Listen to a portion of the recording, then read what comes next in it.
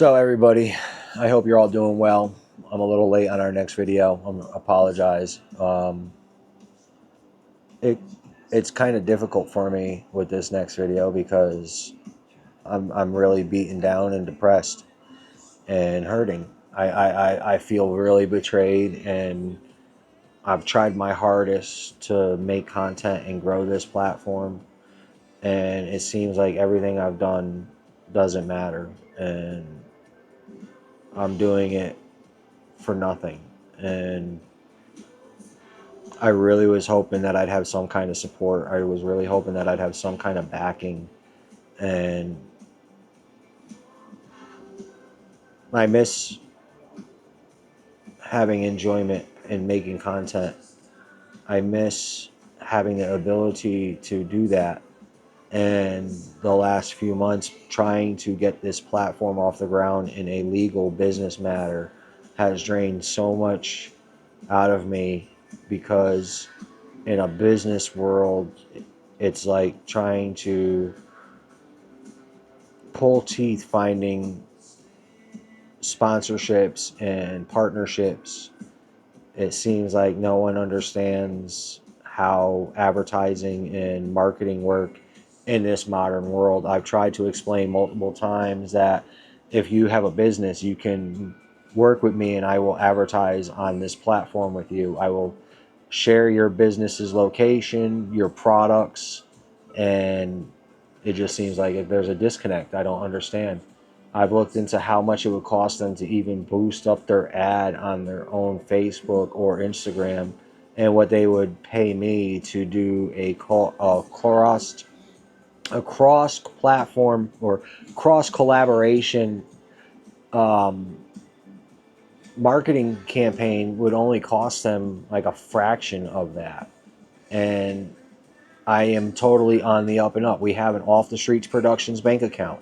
We have an EIN. We have a North Carolina tax ID. I did everything right the way we were taught to do it, and told how to do a business. And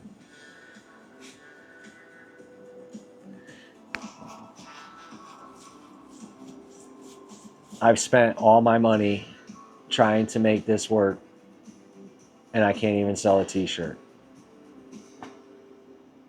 My t-shirts are made here in Hendersonville, people. You know what I mean? Like, it goes to the community. I get a very small percentage of that. My boxer briefs, those are made in Michigan, and they're shipped directly to you. I don't touch them. I don't see them. My shirts, they are made directly here in Hendersonville at MWW.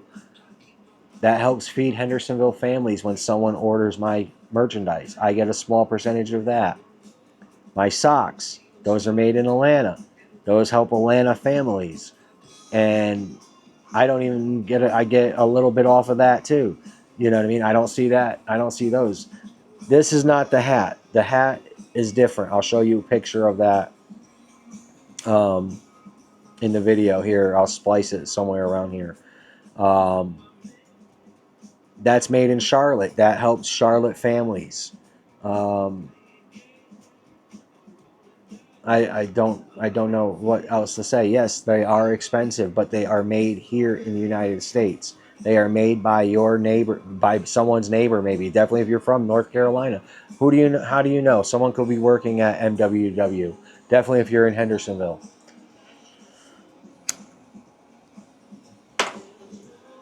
You know, I feel that I tell good stories. I feel I take good pictures. I feel that I do a good enough job sharing my adventures with you. I understand I'm no Steven Spielberg, and I never said I was a Steven Spielberg. I've never tried to picture myself that way. I've never said that I'm a, you know, Pulitzer Prize writer. I've never said any of that. I enjoy sharing stories. I just enjoy telling people my perspective and seeing it through my eye and sharing that knowledge and sharing things with you.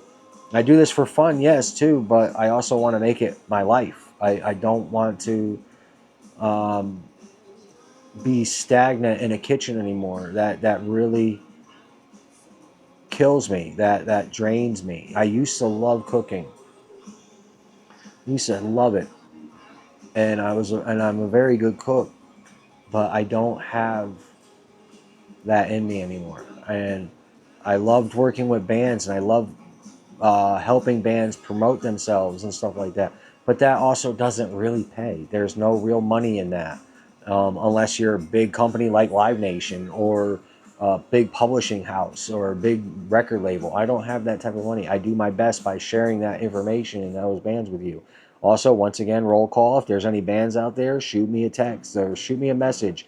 I'm on Instagram. Hit me up. We can work something out. Definitely if you're in Western North Carolina, I can work with you and we could work something out. I've worked with Six Story Pyramid down in Charlotte. I've helped Fury 58 some. Those were really cool dudes, but we just don't have the same schedule and really the same connection anymore. I don't know what happened with that, but that's life. I was working a lot. That's one of the things that happened. But now I'm not working a day job.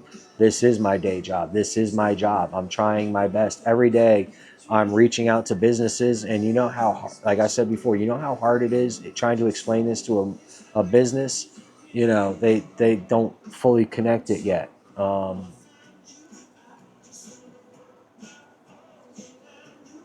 Why I set up the Patreon. If you join the Patreon, you can help shape the future of this. You can have a part of the direction, and you can be a part of the team by being an executive producer. You will get your name in the credits, and you will get to see also other stuff that I can't post on YouTube, because if I post stuff with music and all that other stuff on YouTube, I get hit with copyrights, and then I gotta fight that stuff, and then I gotta fill out forms, and then maybe I'll get it repealed, and then I can make some money off of it. But there's no money on YouTube. There's no money on YouTube. The money is through advertising and ad placement and promotion and putting on events. And in return, if I get funding to do that, I can do those things. Majority of all my capital went to starting all of this and was poured into keeping me afloat and keeping me alive. I have bills too, but I also spent most of my savings on putting all this together. Buying the computer during COVID because my old one broke, buying my first Nikon, buying the first GoPros, and building all this to eventually become bigger. I didn't expect to have to put a lot of stuff on hold and help out a friend with his family restaurant, and was stuck there for 3 years and lost momentum on this. And I continued to work up until May because I just got so fed up in May, and I was like, that's it. If I'm going to make Off the Streets Productions a thing, I'm going to do it now. I sat down with bankers and they told me to build it like a business plan. That's what I did. Went back to the bank. They said, you have a great business plan, but we don't do SBA loans. Go to Mountain Business Works. I go to Mountain Business Works. I have a virtual meeting with them, and we lay out everything. I show them I have my EIN, I have my tax ID, I have the merch lined up, I have all this lined up. And they're like, oh my God, you are doing such a cool idea. This is unique. This is one of a kind, sharing stories, telling people about American history and sharing music and all this other stuff. And there's one question: what's your business to business model? And I was like, selling ad space. And they're like, okay, that seems like a cool idea. And send us over a full proposal and all this other stuff. Send over the full proposal. Nothing. I hear nothing for a month. I finally I follow up at the beginning of August, and they basically brush me off. Here's the thing. I'll even show you here in the screenshots in the video. On their website, they say if you're an entrepreneur in Western North Carolina, we will help you get funding. We will help you build your business plan. We will help you navigate the lending process and all that stuff, okay? But you want to know what they don't tell you on that website? You got to sign up for all their little courses, which cost money and take time, and then maybe you'll be approved for a loan. They don't tell you all that. I had to fight with them to get that information out of them. And they still didn't say it in black and white, but you had to read between the lines.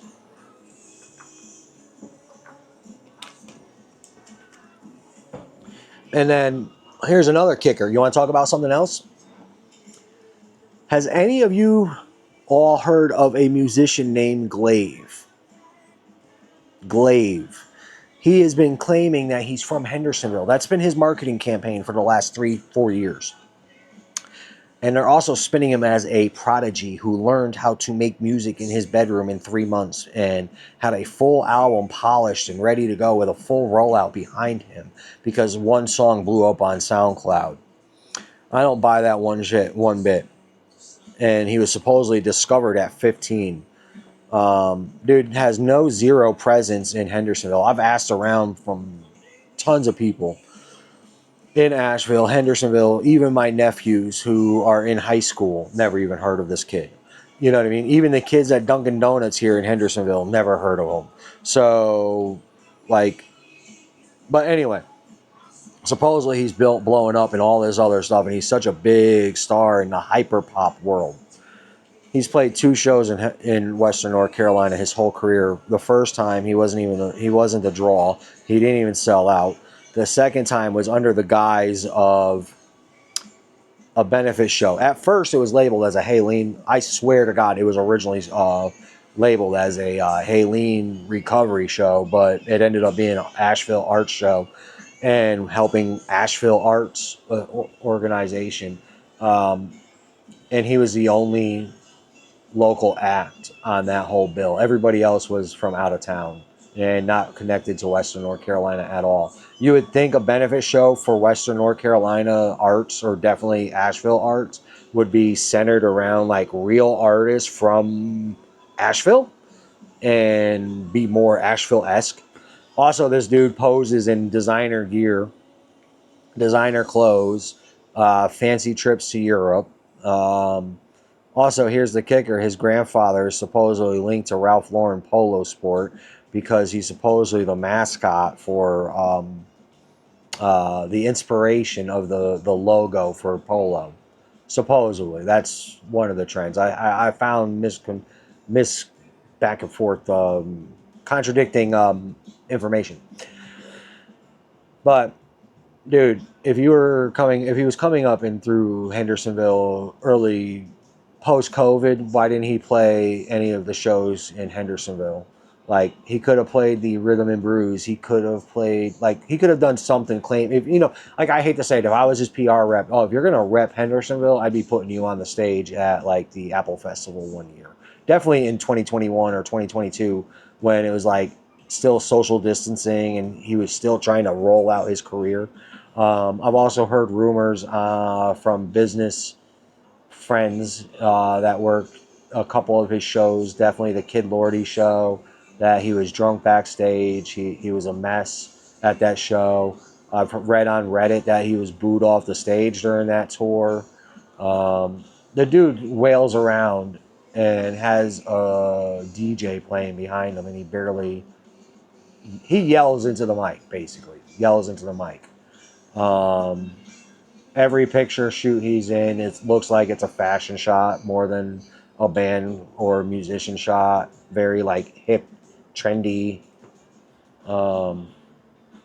It just seems so like industry plant. Like, dude, everything just points industry plant. There's no way. There's just no way that he cut his teeth.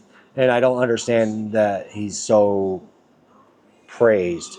Also, if you're a musician, why are you doing only interviews with GQ magazine, Vogue, New Yorker, LA Times? That's a little sus right there. That's enough of that asshole. Um, but yeah, I don't know. I don't even know if I'm gonna post this anyway. But it feels good renting.